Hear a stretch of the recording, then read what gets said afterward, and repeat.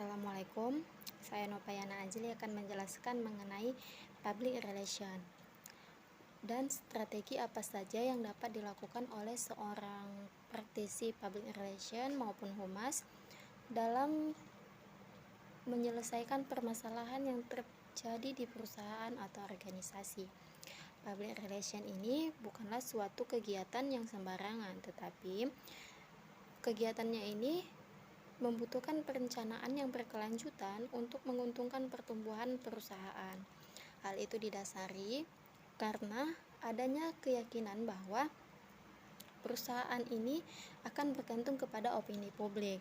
Jadi, public relation harus dilakukan untuk membentuk respon positif dari opini publik tersebut.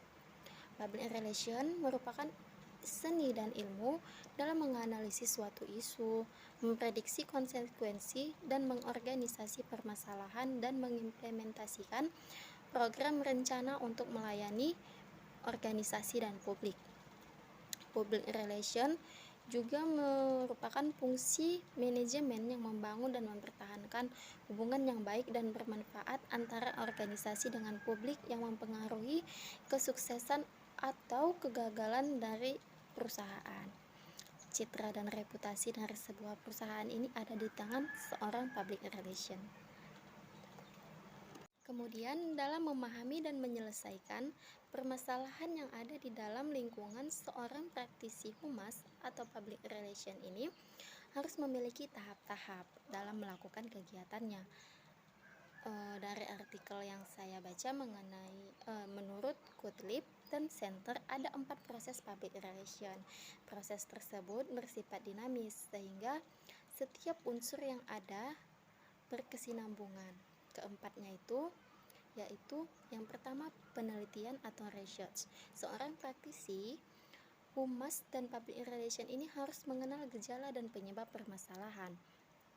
Oleh sebab itu, seorang humas perlu melibatkan dirinya dalam penelitian dalam pengumpulan fakta. Ia perlu memantau dan membaca tentang pengertian, opini, sikap, perilaku orang-orang yang berkepentingan dan terpengaruh oleh tindakan perusahaan. What's happening now itu merupakan kata-kata yang menjelaskan pada tahap ini. Dalam tahap mendefinisikan penelitian, seorang praktisi humas harus mengelola data faktual yang telah ada dengan mengadakan perbandingan, melakukan pertimbangan dan menghasilkan penilaian sehingga dapat diperoleh kesimpulan dan ketelitian dari data faktual yang didapat. Proses ini tidak sederhana. Pengumpulan data dan fakta ini juga harus mengedepankan pengelolaan, penelitian, pengklasifikasian, dan penyusunan data sedemikian rupa sehingga memudahkan pemecahan masalah nantinya. Penelitian dalam pencarian data ini dapat dilakukan dengan cara seperti survei, polling, wawancara, focus group discussion, dan wawancara mendalam. Yang kedua, planning atau perencanaan. Setelah tahap penelitian dan pencarian data, seorang praktisi humas juga akan melanjutkan ke tahap perencanaan. Dalam tahap ini, seorang humas ini akan melakukan penyusunan masalah. Dia akan melakukan pemikiran untuk mengatasi masalah dan menentukan orang yang akan menyelesaikan masalah ini. Kemudian perencanaan ini tidak boleh diabaikan, namun harus dipikirkan secara matang karena ini akan menentukan suksesnya pekerjaan dari seorang public relation secara keseluruhan. Dan yang ketiga, action and communication. Aksi dan komunikasi. Komunikasi seringkali dilakukan berdasarkan asumsi pribadi oleh seorang praktisi humas. Akibatnya, tindakan itu terkadang membawa hasil yang buruk dan tidak disarankan karena akan beresiko pada citra perusahaan.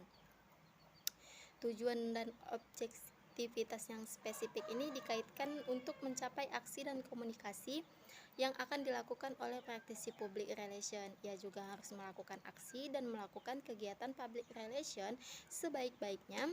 Kegiatan aksi ini merupakan kegiatan komunikasi. Dan yang keempat, evaluasi. Evaluasi ini merupakan tujuan utama dari untuk mengukur keefektifan proses secara keseluruhan. Pada tahap ini, ia pun dituntut untuk teliti dan seksama demi kekurangan data, keakuratan data dan fakta yang telah ada. Tetapi perlu kita ingat bahwa nama tengah dari seorang praktisi public relation inilah adalah krisis. Kenapa? Karena dia itu akan menyelesaikan satu permasalahan, tidak menutup kemungkinan untuk menghadapi masalah yang akan datang atau masalah-masalah baru lagi. Dengan demikian itu, kita bisa menyebutnya pada tahap ini sebagai acuan perencanaan di masa mendatang. Singkat katanya, how did we do menjadi acuan dalam tahap ini. Kemudian kita lanjut ke dalam strategi public relation. Strategi public relation diklasifikasikan ke dalam strategi generik. Istilah ini dikemukakan oleh Porter bahwa strategi generik ini adalah suatu pendekatan perusahaan dalam rangka mengungguli pesaing dalam industri sejenisnya. Ada 3 klasifikasi atau jenis strategi yang dikemukakan oleh Porter. Yang pertama, strategi stabilitas. Strategi ini menekankan pada bertambahnya produk pasar dan fungsi-fungsi perusahaan lain, sebab perusahaan berusaha untuk meningkatkan efisiensi di segala bidang dalam rangka meningkatkan kinerja dan keuntungan. Yang kedua, strategi ekspansi. Strategi ekspansi ini menekankan pada penambahan produk, pasar, dan fungsi-fungsi perusahaan yang lain sehingga aktivitas dan keuntungan akan meningkat. Dan yang ketiga, strategi penciutan. Strategi ini melakukan pengurangan atas pasar maupun fungsi-fungsi dalam perusahaan khususnya yang mempunyai cash flow negatif. Assalamualaikum warahmatullahi wabarakatuh. Saya Delisha Fitri. Saya akan melanjutkan penjelasan dari teman saya Novayana Azli. Masalah dalam perusahaan tidak bisa diprediksi datangnya. Jalan terbaik untuk menghadapinya adalah mengetahui dan membuat perencanaan.